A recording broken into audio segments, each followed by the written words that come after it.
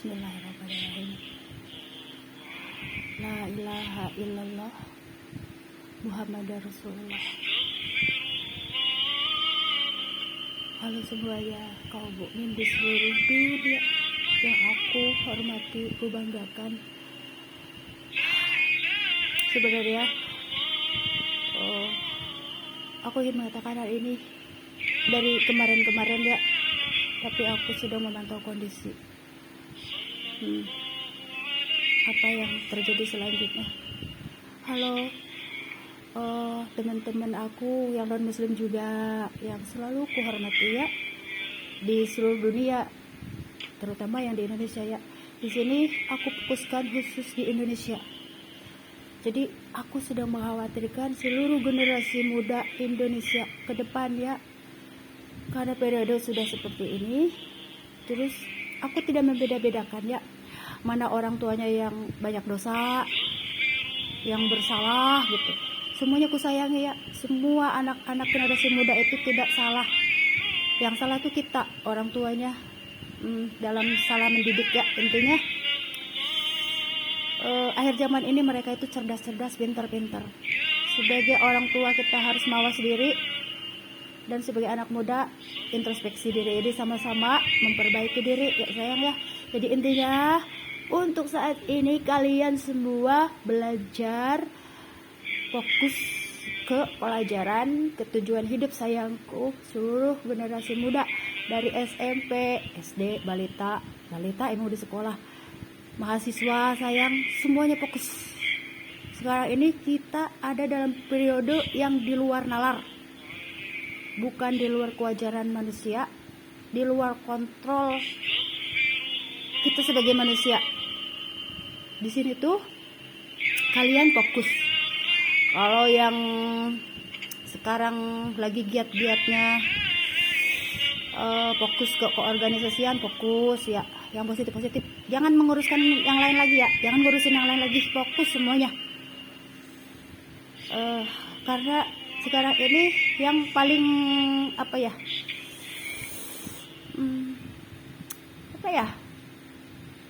yang paling dihadapi sekarang ini adalah bagian guru besar, ulama besar di seluruh dunia, ulama besar di seluruh dunia yang harus mendoakan, terutama di Indonesia. Karena apa? Sepertinya ini loh ya. Jadi di sini aku ibaratkan ini adalah benteng yang membentengi kekuatan Ya'juj Ma'juj itu tidak boleh keluar. Tetapi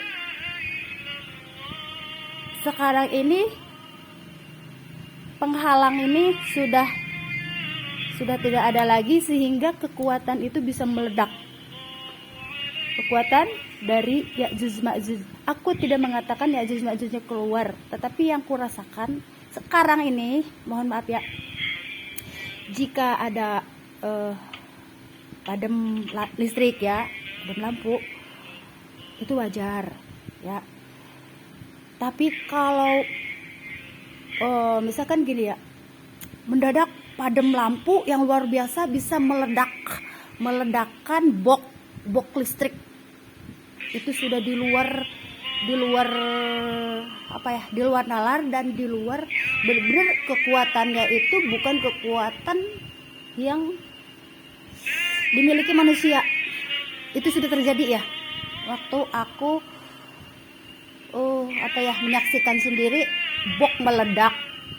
Waktu itu gambling kali ya.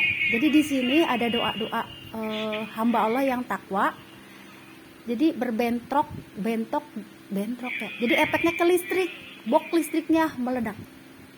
Jadi di sini sekarang ini perbanyaklah amal baik, budi baik, terutama bagi generasi muda sekalian ya sayang. Saling menyayangi antara sesama teman, solidaritas, saling bahu membantu. Sekarang pada udah kayak seperti ini. Jadi kalian diem, nanti setelah situasinya mungkin sudah mulai membaik, nanti kalian pikirkan masalah ekonomi atau gimana lah ya ke depan. Sekarang ini gambling, jadi kekuatan iblis bukan iblis ya, kayaknya raksasa gede kayaknya ya. Jadi sedang menguasai Indonesia, bukan di luar negeri ya. Sekarang yang aku omongkan tuh di Indonesia, karena terjadi apa ya, kalau pemadaman listrik itu hal yang biasa wajar misalkan, katakan seperti itu. Tapi sekarang ini terjadi kalau padam listrik mendadak dan apa meledak, bisa meledakkan kayak bok listrik itu luar biasa, meledak gitu. Jadi kita itu dalam kondisi gambling kekuatan ya. Nah di sini ini foto profil aku ya, anak-anak muda generasi semua yang ada di YouTube. Jadi aku tidak bicara tentang khusus Palestina ya, tidak ya. Tapi aku penggemar suara kemanusiaan, bahkan apa ya, kalau dibilang mah pengingat agar kita tuh harus selalu peduli sama hewan yang ada di sekeliling kita. Ada kucing yang kita temui lah ya, ada anjing kalau butuh minum kita kasih minum gitu. Jadi kepedulian sosial, kepedulian lingkungan lah ya, pecinta lingkungan. Karena aku selalu dituntun untuk menjadi jubir, untuk seksi, bilang mah apa ya, penyuluhan gitulah, konseling, bagaimana preventif, bagaimana kuratif juga. Karena basic aku perawat ya, di sini tuh bagaimana caranya intervensi, implementasi, intinya begitu. Auskultasi bisa, iya didengerin juga apa suara hatinya, itu suara hati orang. Jadi intinya nurani berarti, nah nurani kolbu. Di sini tuh iblis mungkin tidak langsung memperlihatkan bentuk wujudnya, tetapi masuk ke setiap hati manusia gitu lah, bisikan-bisikan iblis. Jadi di sini tuh kekuatan ya. Jadi ketika ini sudah di mana yang ada daerah itu sepertinya apa mungkin di lautan Indonesia, bisa jadi ya, berarti pembatas untuk apa ya, menghalangi iblis Yajuj Majuj itu ada di Indonesia. Di laut mana ayo? Jadi di sini tuh sekarang ini yang berperan adalah guru-guru besar, para ulama Indonesia, ulama akhir zaman ya. Karena tidak sembarang ulama ya, tidak sembarang ulama. Sama doanya dari guru besar ulama-ulama dunia. Karena ketika gambling banyak di Indonesia, gamblingnya banjir bandang, gempa, kebanyakan di Indonesia ya gamblingnya. Karena ini sudah ini. Coba kalau ininya masih terpasang mungkin masih aman ya, kekuatan itu belum keluar. Tetapi ininya sudah digini. Kalau orang-orang awam, makanya di sini tuh perlunya apa ya? Perlunya kalau kita mah apa ya, mengkaji dulu kenapa sih sampai ada diginiin. Jadi jangan sembarangan gitu ya. Tapi kalau udah ini diawasin, jangan awas. Udah gitu, karena ini luar biasa ya, seperti kayak kayu biasa tapi ini luar biasa, ditakuti.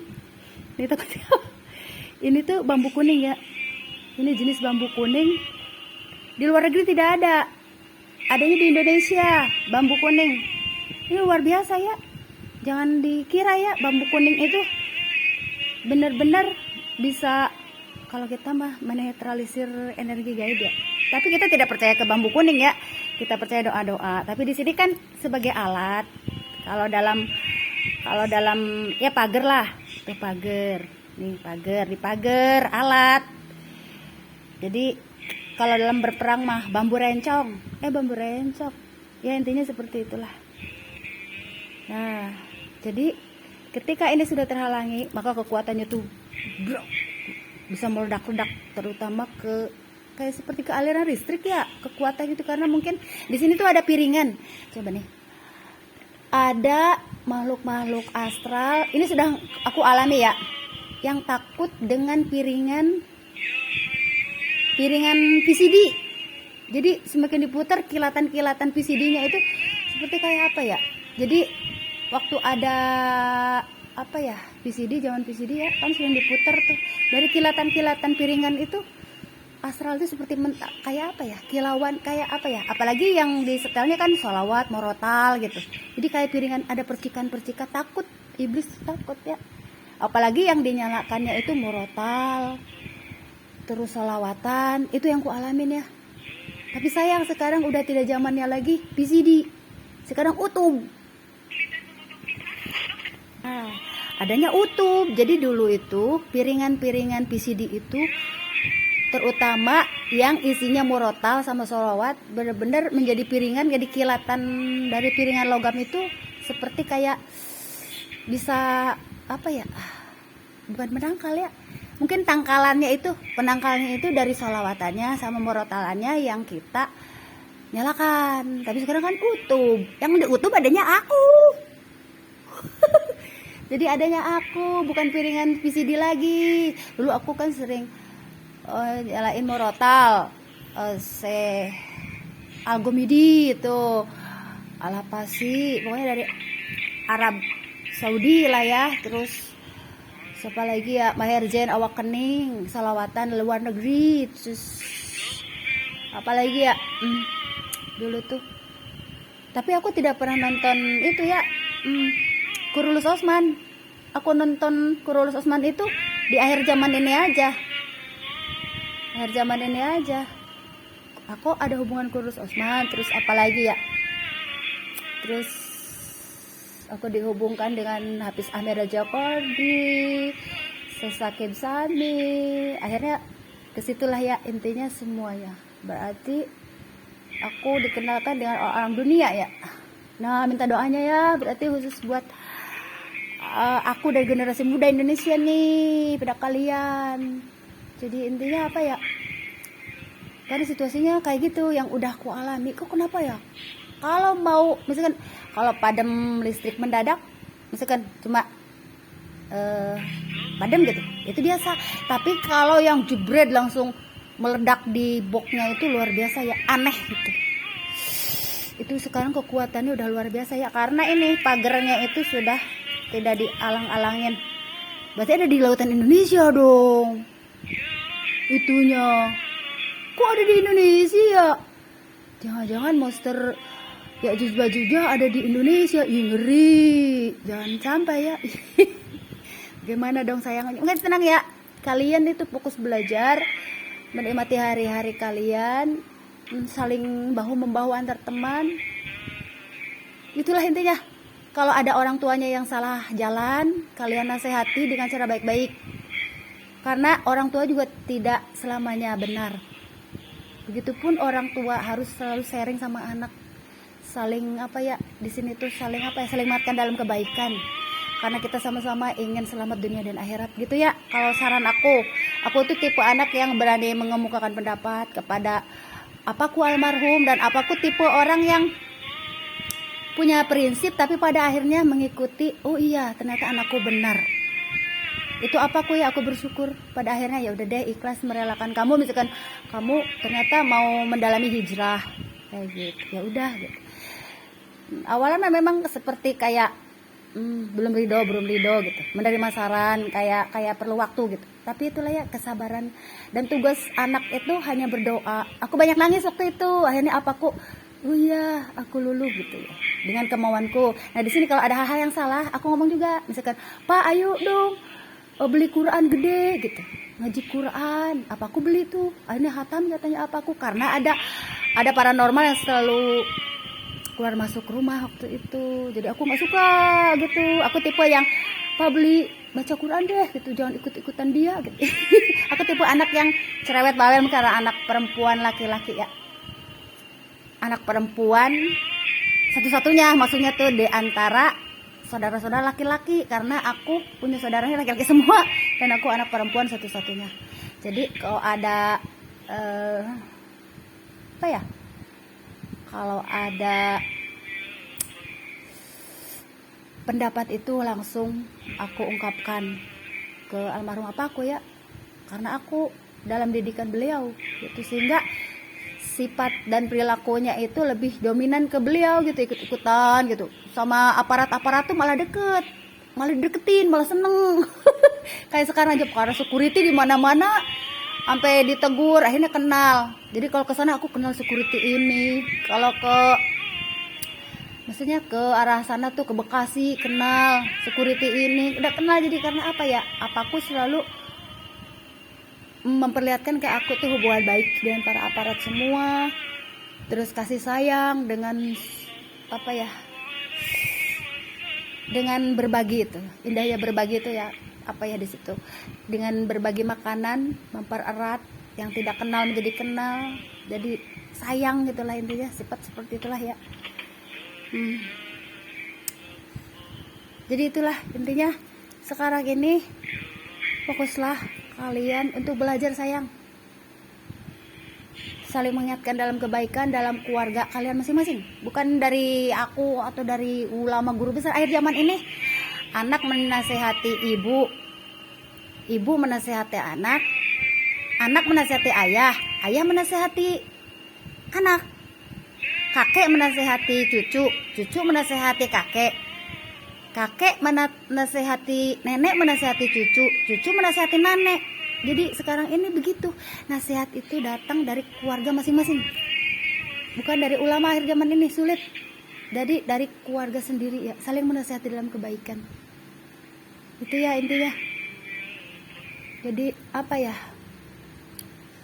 di sini tuh perbanyak amal baik, budi baik. Udah sulit sekarang, kekuatan besar itu sudah benar-benar di luar kendali ya. Pokoknya berusaha kita memperbaiki diri dari kesalahan di masa lalu.